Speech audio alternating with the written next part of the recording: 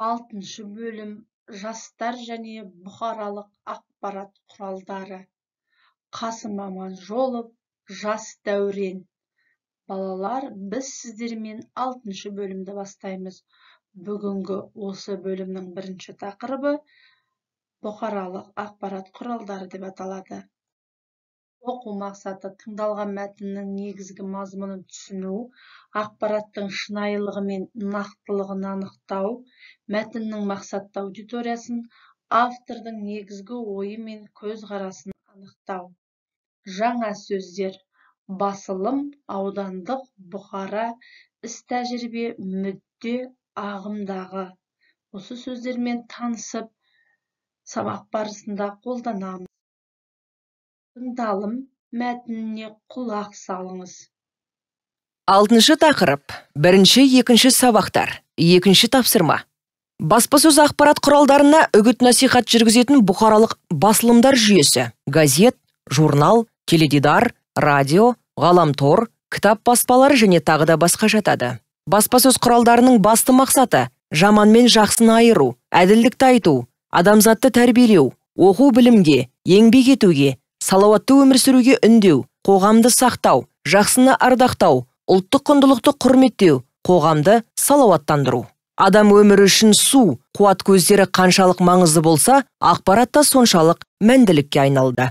1400 жылдары әлем халықтары болған оқиғаны қағазға түсіріп, оны еселеп көшіріп тарата бастады. 1600 жылдары Германияда алғашқы газет шығарылып, бірнеше жылдан кейін Англия мен Францияда басылған ақпарат парақшалары ресми түрде таратыла бастаған. 1622 жылы әлемнің тұңғыш апталық журналы жарық көрді. Қазақ елі мұндай мүмкіндікке 20 ғасырдың басында ғана алаш қайраткерлерінің арқасында қол жеткізді.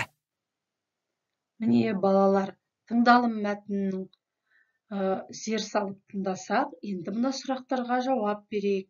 Бұқаралық ақпарат құралдарына не жатады? Олардың басты мақсаты не? Әлемде оқиғаны қағазға түсіру, тарату қай кездері, қай елдерде болды? 6-шы тақырып. Тілдік бағдар, яғни бүгінгі біздің грамматикалық тақырыбымыз мекен үстеуі деп аталады.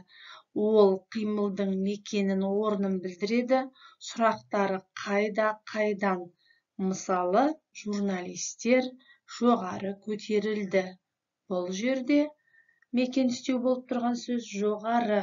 Қайда көтерілді? Жоғары көтерілді.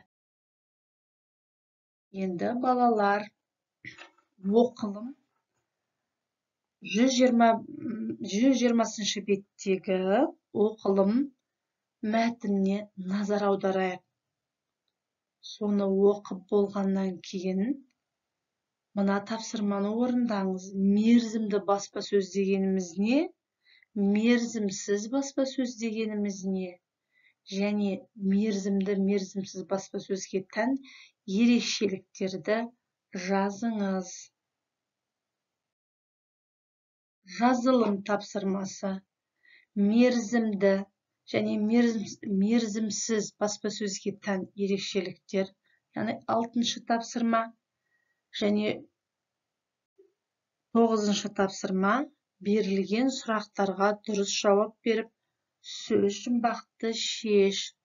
Бұл тапсырмалар 121 бетте орналасқан. Назар қойып тыңдағандарыңызға рахмет. Сіздерге қайырлы білім болсын, зейіндеріңіз ашылсын. Кері байланыс бағдаршам әдісі. Пікірлеріңізді комментарийға қалдырыңыздар.